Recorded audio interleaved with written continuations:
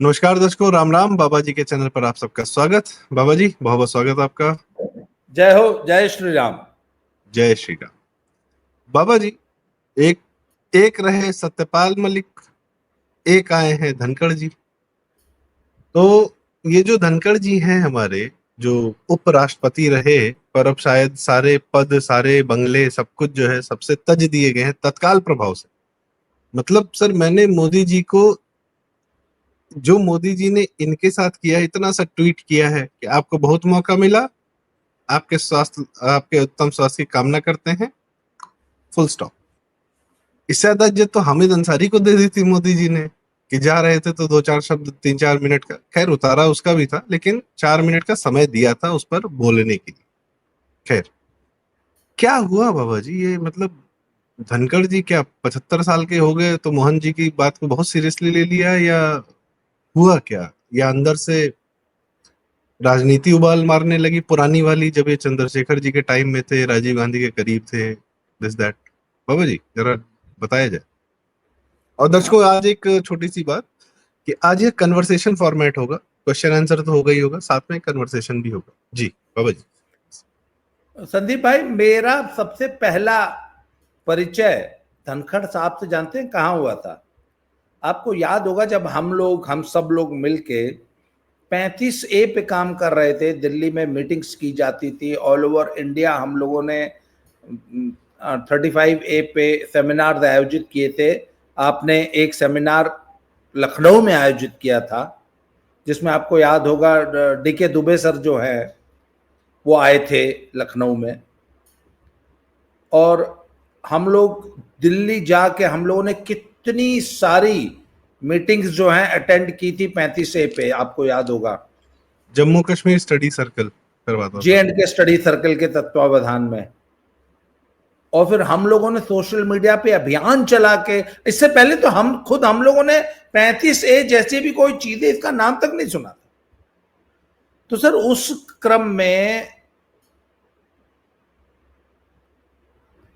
जम्मू, वो JNK study circle ने ही, आपको याद होगा, एक डॉक्यूमेंट्री बनवाई थी। उस डॉक्यूमेंट्री का जगह जगह चित्रण हुआ था, रिलीज हुई थी। उस क्रम में मैं एक बार जम्मू भी गया था। तो एक बार दिल्ली के एक सभागार में उसी डॉक्यूमेंट्री का लोकार्पण हुआ था। हम सब लोग थे। तो वहां पे as a chief guest Dhankhar साहब आए थे। और उन दिनों हमने धनखड़ साहब का एक्टिविज्म देखा था, और ये धारा 370 हटाने और 35A हटाने के लिए कितना शिद्दत से इस आदमी ने काम किया था। तो अच्छा, उन्होंने उस वक्त, उस शाम को मुझे याद है, 1 घंटे से ज्यादा का लेक्चर दिया था। और हॉल इस कदर जैम पैक्ड था, आप सोच नहीं सकते। मतलब गलियारों में मंच, मतलब अंत में मंच पे लोग जाके बैठ गए थे। मतलब धनखड़ साहब बोल रहे थे, उनके पैरों में 10, 12, 15 लोग बैठे थे, इतनी भीड़ थी। तो हमें लगा यार ये तो बहुत ही प्रखर राष्ट्रवादी और बहुत विद्वान आदमी। आर्टिकल 35A कैसे चोर रास्ते से लाई गई और उसको कैसे हटाया जा सकता है, और आर्टिकल 370 कैसे चुटकियों में हटाई जा सकती है, ये पूरा उन्होंने कॉन्स्टिट्यूशन के स्टडी करते हुए पूरे 1 सवा घंटे का लेक्चर दिया था। वहां से हमारा इनका परिचय हुआ। उसके बाद इनको राज्यपाल बनाया गया बंगाल का। उसके बाद उपराष्ट्रपति पद तक आए। तो मैं आज तक ये समझ नहीं पाता हूं कि आखिर इतना अच्छा विद्वान, इतना बड़ा राष्ट्रवादी व्यक्ति आखिर कैसे फिसल गया। ये बड़ा कौतूहल का विषय है मेरे लिए, कम से कम। तो मुझे जो समझ में आया ना सर, और ये बात सब लोग जानते, सब लोग हैं, पर बोलना कोई नहीं चाहता। सतपाल मलिक के साथ भी यही प्रॉब्लम थी। चौधरी वीरेंद्र सिंह हरियाणा के, सर छोटू राम जी के वंशज हैं, उनके साथ भी यही प्रॉब्लम थी, और जितनी भी ये हुई है लीडरशिप, इनके साथ ये प्रॉब्लम रही है कि ये एक तो दे वर ऑल इन अ हरी, वो बहुत जल्दी जाट वोट बैंक का लीडर बन जाने के लिए उतावले थे ये सब लोग। जाटों में एक पिछले कुछ सालों से, कुछ दशकों से एक समस्या चल रही है। सर समस्या यह है कि पुराने जमाने में जाटों में बहुत बड़े बड़े स्टॉलवर्ड्स, चौधरी चरण सिंह हुए, चौधरी देवीलाल हुए, ये जो दो मुख्य स्टेट हैं, इनके जाने के बाद जो वॉइड पैदा हुआ ना सर, उसको नई जाट लीडरशिप भर नहीं पाई कभी। हुड्डा ने कुछ हद तक उसको भरने की कोशिश की, परंतु पिछले 10-12 सालों से भाजपा ने उनको कोने में घुसेड़ रखा है और जाटों के हाथ से सत्ता छीन ली है। तो जो जाट वोट बैंक में जो लीडरशिप का वॉइड है, कुछ लोगों को लगता है कि चूंकि हम बड़े पदों पे विराजमान हैं, इसलिए जाट हमको रातों रात अपना लीडर मान लेंगे अगर हम अपने पत्ते सही से खेलें। सर वही पत्ते खेलने की जल्दबाजी सतपाल मलिक ने की थी, वही पत्ते गलत खेलने की जल्दबाजी धनखड़ साहब ने कर दी। उनको यह गलतफहमी थी कि मैं जाटों का लीडर बन जाऊंगा, और जाटों का लीडरशिप का वॉइड कहां का है? पूरा पश्चिमी उत्तर प्रदेश खाली पड़ा, पूरा हरियाणा खाली पड़ा, पूरा राजस्थान खाली पड़ा, और पूरा पंजाब भी खाली पड़ा। पंजाब में भी जो जट सिख है ना सर, उसको भी लीडरशिप क्राइसिस बहुत जबरदस्त है, उनके बाद भी आज लीडर नहीं है आज कोई।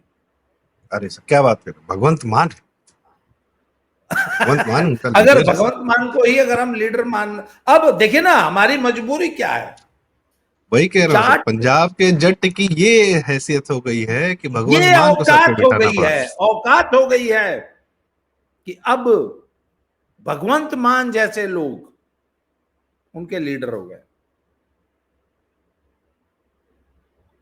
तो सर ये जो लीडरशिप का वर्ड है ना, धनखड़ साहब को एक गलत फहमी थी कि मैं उपराष्ट्रपति पद पे हूं, बहुत बड़ा विद्वान भी हूं, तो मैं तो ऐसी चुटकियों बजाते इनका सबसे बड़ा लीडर बन के खड़ा हो जाऊंगा।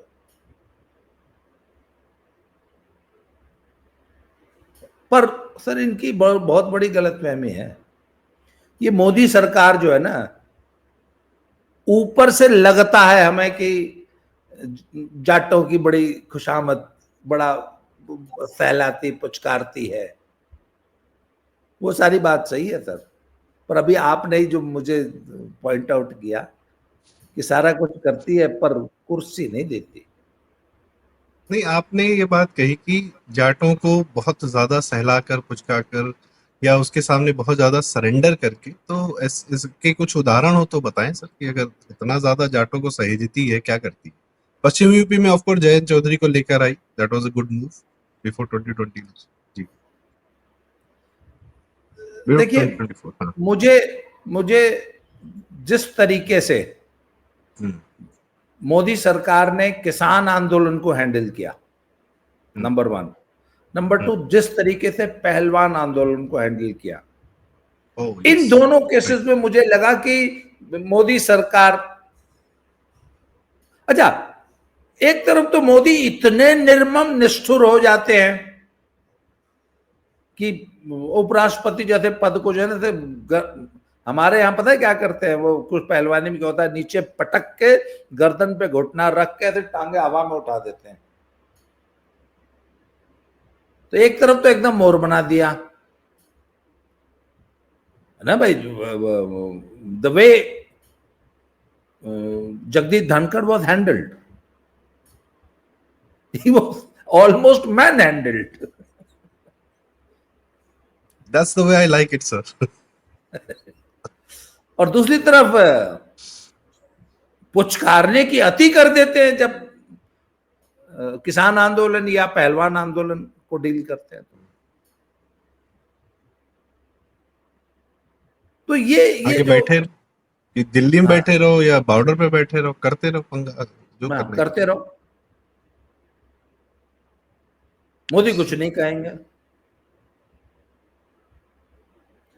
तो सर मुझे ये थोड़ा सा कंफ्यूजिंग लगता है। अच्छा, एक चीज और बताऊं आपको, मोदी के लिए अगर जाटों को पटाना ही है तो बहुत आसान है, बहुत ज्यादा आसान है। जाटों का मुख्यमंत्री बना दो हरियाणा में। वो भी धनखड़ जी को बना दो। अच्छा, वो भी धनखड़ जी है राजस्थान के ना दल में। यार हरियाणा में जाट अच्छा, लीडर की कमी नहीं है, किसी को भी बना दो। बीजेपी में भी जाट लीडर की कमी नहीं है, पर ना। राजस्थान में बहुत बड़ा वॉइड है सर भाजपा के लीडरशिप का। जैसा कहा जा रहा है कि नए सीएम सब आए हैं, जो भी कर रहे हैं, जैसा कर रहे हैं, बहुत कमाल का काम नहीं कर रहे हैं, वॉटेवर, बहुत सारे ग्रीवेंसेस हैं। तो हो सकता है धनखड़ जी को अपनी उपयोगिता राजस्थान में एज अ सीएम लग रही। सर जो भी था, पर धनखड़ जी को बहुत बड़ी गलतफहमी हो गई थी कि वो जाटों के बहुत बड़े लीडर बन सकते हैं। इसके अलावा सर मुझे कोई कारण नहीं समझ में आता कि आखिर इतने बड़े पद पर बैठा हुआ आदमी आखिर अचानक क्यों विपक्ष के साथ मिलने जुलने लगे। अच्छा, आपको क्या लगता है? सर आप देखिए हाँ, आप कैसे डिकोड करेंगे इसको? मैं प्रयास करूंगा सर। देखिए, ऊपर में मैं भी कुछ दिन पहले एक वीडियो कर रहा था, वहां पर यह बात हुई कि धनखड़ जी के साथ यह हो गया, तत्काल न्यूज आई थी कि इन्होंने सरेंडर कर दिया है, या वो हो गया है, रेजिग्नेशन हो गया। तो मैंने कहा था कि कोई भी बात बाहर आएगी तो उसकी कोई गारंटी नहीं कि अंदर क्या हुआ था। अंदर की एक्चुअल बात तो बाहर पता चलेगी ही नहीं, धीरे धीरे पता चली। कुछ ऑफिशियल सोर्सेज हैं, देवेंद्र पराशर जी हैं, इंडिया टीवी के बीजेपी बीट कवर करते हैं, तो वो एक अंदर से ऑथेंटिक इन्फॉर्मेशन लेकर आते हैं, या वही कहते हैं जो कहलवाया जाता है। फिर प्रदीप सिंह जी हैं, ऑफ कोर्स एक क्रेडिबल वॉइस है, उनके माध्यम से जो पता चला है 2-3 दिन में, वही बातें चल रही है। ठीक, फाइन। एक होता है सर सठिया जाना, एक होता है जटिया जाना।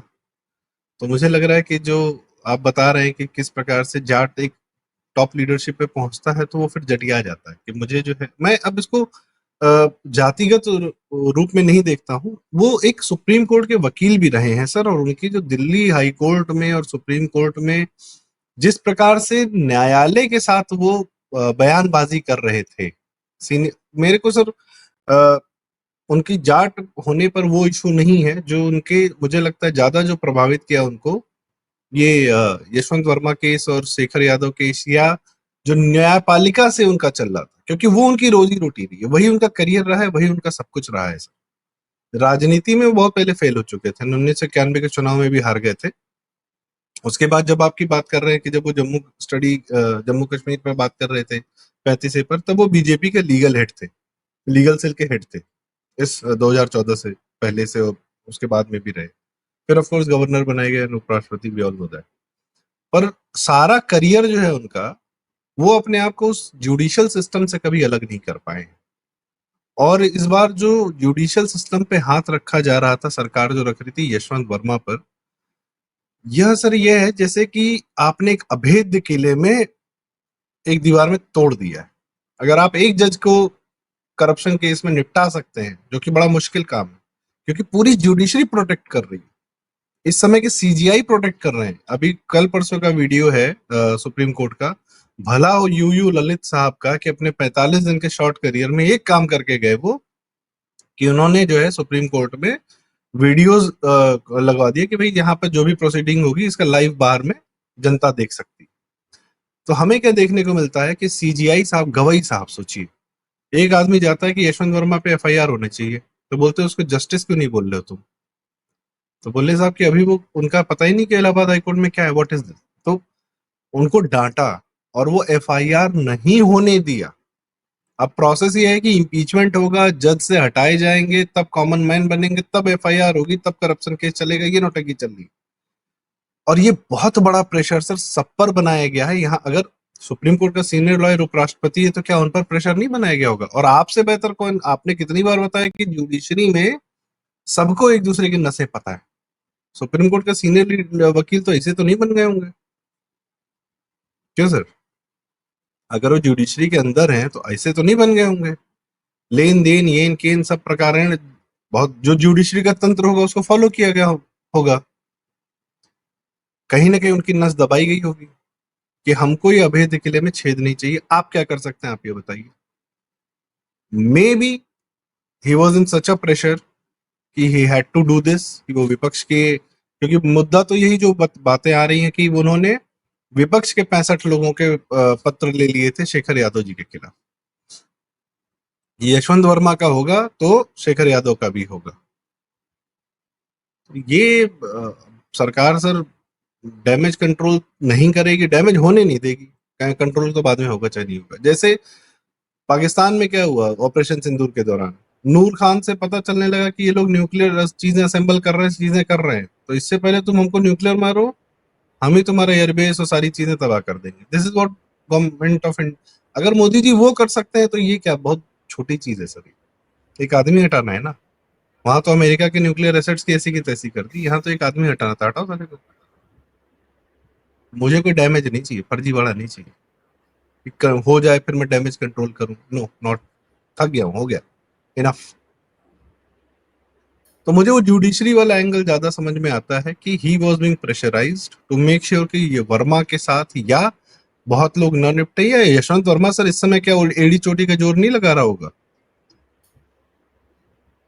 कि मैं डूबूंगा तो मैं सबको ले डूबूंगा। अब जो जो डूब रहा होगा उसको बचाने की कोशिश कर रहा होगा, may be.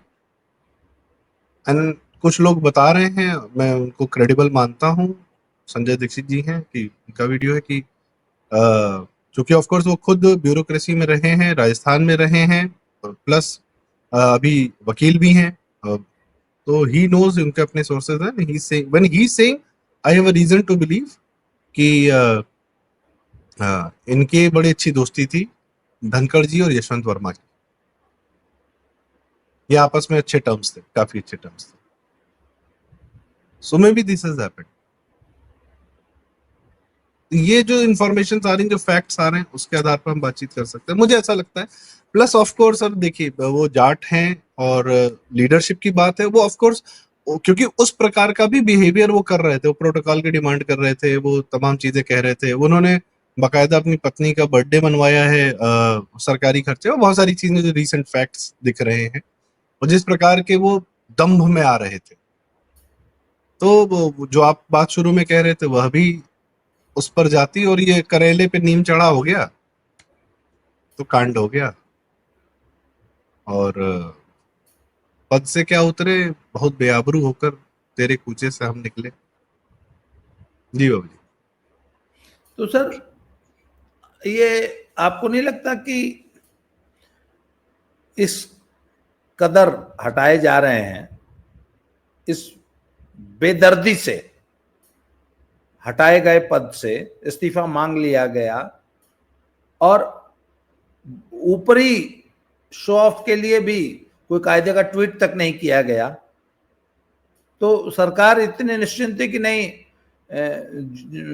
Jat vote bank आहत तो नहीं होगा। ये जाट वोट बैंक की परवाह नहीं की सरकार ने। सर आपने जैसा बताया, उस सहलाना पुचकारना तो आता ही है ना। नाराज हो गए तो सहला देंगे, पुचकार देंगे, और बताओ क्या चाहिए बताओ। और कौन सा धनखड़ जी लीडर हो ही गए थे, जाट काहे लिए नाराज हो जाएगा। जब धनखड़ जी लीडर ही नहीं हुए तो जाट नाराज क्यों होगा।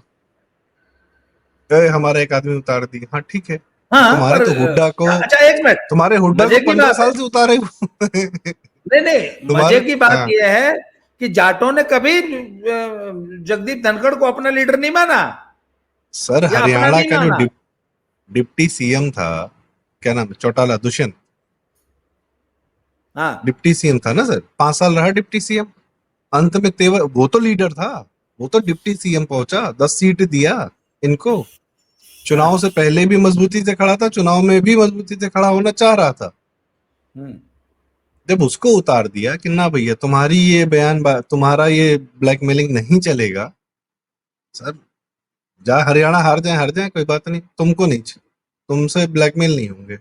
अब मोदी शाह तो सर एक बात में मान लीजिए, जो आपने ही मुझे हिमाचल प्रदेश की कहानी बताई थी, जब पहली बार सत्ता आई थी, जब जयराम ठाकुर जी को बनाया था सीएम, और अनुराग ठाकुर के पिताजी जो थे उनको नहीं बनाया था, वो ब्लैकमेल कर रहे थे कि हमको सीएम कैंडिडेट घोषित। सर किसी ने ब्लैकमेल किया, वो बच गया। सर अनुराग ठाकुर के पिताजी के 7 गण थे, 7, सातों को हरवा दिया था। और यूपी जैसी विधानसभा भी नहीं कि 425 सीट, अच्छा 7 हार गए तो कोई बात नहीं, 50 ही तो विधानसभा है। हाँ 7 हरवा के भी जीत गए, चुनाव जीत गए। 70, कुल 70 की विधानसभा है, उसमें सर से उद्धव 7 ठाकरे ने, हरवा दिए। अरे सर सब छोड़ दीजिए, मराठा वोट महाराष्ट्र का ऐसी की तैसी उद्धव ठाकरे की पार्टी ले आए, शरद पवार की ऐसी तैसी कर दी। क्यों? एक बार ब्लैकमेल किए थे, धोखा दिए थे, ब्लैकमेल भी नहीं किए थे, धोखा दिए थे। धोखा, यस, ये धोखा। आपने एकदम सही वर्ड यूज किया, तो वीपी धोखेबाजों साहब को धोखा देने जा रहे थे सर, धोखा नहीं अलाउड। धोखा अलाउड। अपने लिए आप डिमांड करो, कोई दिक्कत नहीं, नहीं नहीं ब्लैकमेल नहीं, मत करो। पार्टी में रह के मुंह चोदी करिए, बकचोदी करिए, सब करिए, बोलते रहिए। इतने साल अरुण शौरी को, शत्रुघ्न सिन्हा को, इस सुब्रमण्यम सतपाल मलिक स्वामी, को, इसको उसको उसको उसको सबको बर्दाश्त करता है। सुब्रमण्यम ठीक है, स्वामी बोल रहा है, साहब, बोलने दो। सुब्रमण्यम स्वामी से बड़ा कौन होगा? यशवंत सिन्हा पर गद्दारी बर्दाश्त नहीं, धोखा नहीं, धोखा नहीं। विजन। मैं आपको कारण बताता हूँ सर, अब मैं, आपने मेरे से राय पूछी, मैं आपको अल्टीमेट कारण बताता हूँ। मोदी जी का विजन जो है वो देश के लिए, भारत के लिए, भारत के प्रति कोई कॉम्प्रोमाइज नहीं होगा। ये अब पुष्कर दादा आप जानते ही हैं, उन्होंने ये बात बहुत क्लियरली बताई और दिखता भी है कि मोदी जी का जो कमिटमेंट है भारत के प्रति, उसमें एक पैसे का कॉम्प्रोमाइज नहीं है। कोई आ जाए, कोई चला जाए, आई डोंट केयर। और अमित शाह जी का जो कमिटमेंट है वो मोदी जी के प्रति है कि भैया मोदी जी का जो काम है वो मोदी जी का है, मुझे करना है, ये इनके इन प्रकार दाएं बाएं जैसे, आई डोंट केयर। उनका कमिटमेंट भारत के प्रति है, इनका कमिटमेंट मोदी के प्रति है। अब बीच में अगर तुम धोखा दे रहे हो मोदी को, तो उसका मतलब मोदी पर्सनली नहीं लेते। कोई कह दे कि मोदी पर्सनली अपने आप पे, कुछ नहीं। आप जैसे आपने बताया, बहुत लोगों ने पर्सनली उनको बहुत कुछ बोला, उनको प्रतिभा फर्क नहीं पड़ता। पर आप जब ये नौटंकी करने जाते हैं कि आप यशवंत वर्मा को बचाने का या कुछ भी इस प्रकार से प्रयास करके, सर हमारा विपक्ष विपक्ष थोड़ी है, राजनीतिक विपक्ष नहीं, वो भारत के विरोध में खड़ा हुआ है पूरा का पूरा विपक्ष। तो वहां मोदी लड़ाई सत्ता के लिए नहीं लड़ रहे, भारत के लिए लड़ रहे, डेली बेसिस। आपको हम सहयोगी के रूप में लाते हैं, आप जाके हाथ मिलाने लगते हैं। तो मोदी से बैर कर लो चलेगा, भारत से बैर नहीं चलेगा। तो चुटकी में आउट, जाओ निकलो, सब क्योंकि कुछ तुम जो बर्दाश्त करने है, जा रहे थे वो गद्दारी भारत के बर्दाश्त विरोध नहीं, में था जी। सब कुछ बर्दाश्त है। भारत से कॉम्प्रोमाइज नहीं होगा भाई। तुम कितने बड़े वाहियात इंसान हो, तुम कुछ भी हो, हम तुमको घेर के लाके, अगर तुमको मेरा विजन समझ में आता है, मेरी बात समझ में आती है।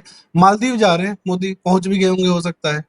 मुइज्जू ने anti Bharat anti Modi campaign चलाकर राष्ट्रपति बना है, पर आज मालदीव की आवश्यकता है भारत को, तो मोदी ने एक पैसा पर्सनली नहीं लिया, समझा बुझा के, चाहे जैसे अपना गेम 1.5 साल में कर लिया कि हाँ तू आजा मेरे फोल्ड में यार, चिल मत। पर्सनली लिया क्या मुइज्जू की बात को?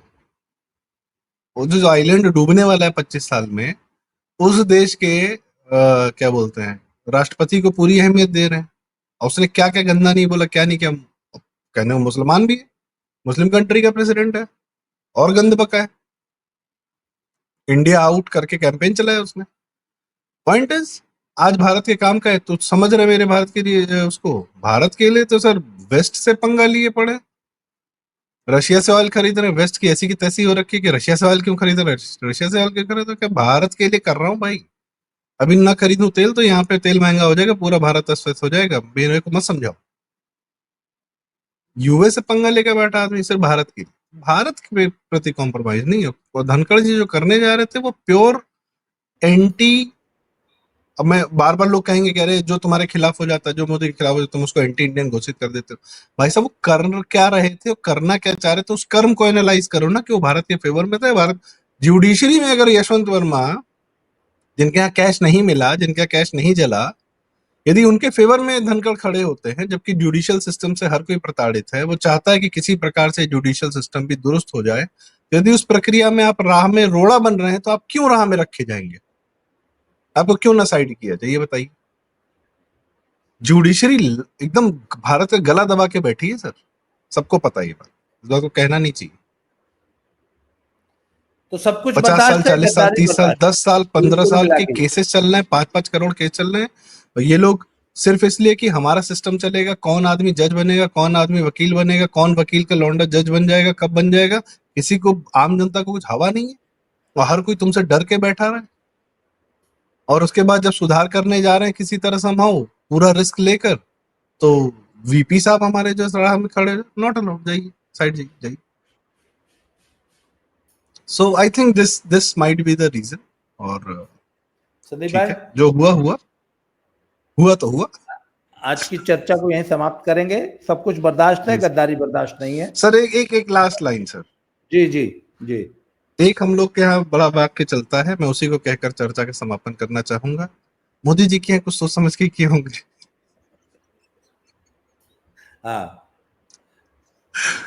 इसी इसी के साथ हम लोग भी अपने मस्तिष्क को विराम दें, आराम करें। दर्शकों बहुत बहुत धन्यवाद, आपने जय श्री राम, हर आज हर की महादेव। चर्चा सुनाई। हर हर महादेव। वीडियो कैसा लगा वो अपनी राय आप कमेंट्स में जरूर बताएं। वीडियो लाइक करें, शेयर करें, और आज की चर्चा, क्वेश्चन आंसर नहीं था, चर्चा थी, तो इस पर आपकी क्या राय जरूर बताएं, और चैनल जरूर सब्सक्राइब करें। प्रणाम, थैंक नमस्कार। यू। जय श्री राम।